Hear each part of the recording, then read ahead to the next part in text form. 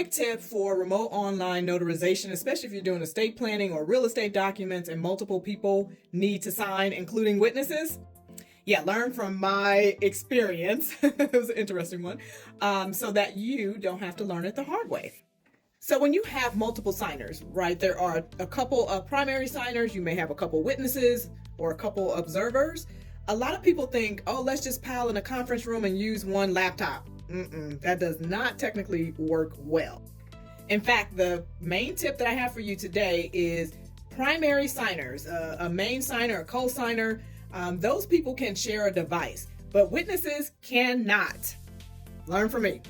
And I am speaking of the BlueNotary platform. So what I learned today is several people wanted to sign some documents. They were in a conference room using a witness laptop, and it just would not work. And I said, hey, let's, everyone split off on their own devices. You can never go wrong with that, right? But there are some people that just don't want to do that process or not too technical. So they'd rather have the person that knows more technically use their device and then sign in that way.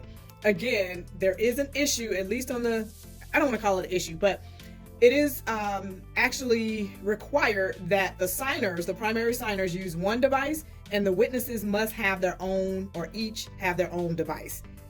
It makes sense, but at the time when you're just trying to get through a signing, it's like, okay, what's going on? What's going on?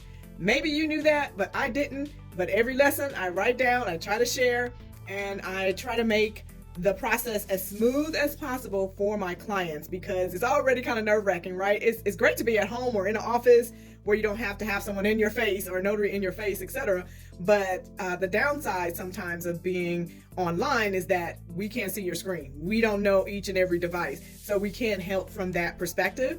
But I will say that BlueNotary, when they're staffed, right, mainly in the daytime, they do offer great service and tips and suggestions. So I'm always grateful when I can get a hold of someone and they answer a question or help me or provide a link to something that's helpful. So that's my tip for today for remote online notarization. This is not to discourage anyone.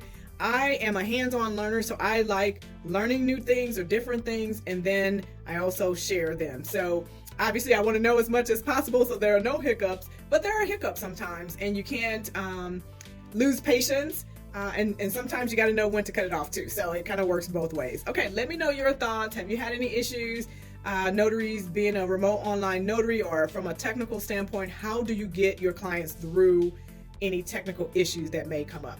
I'm always looking to share, and I'm always looking to learn. EBS Notary.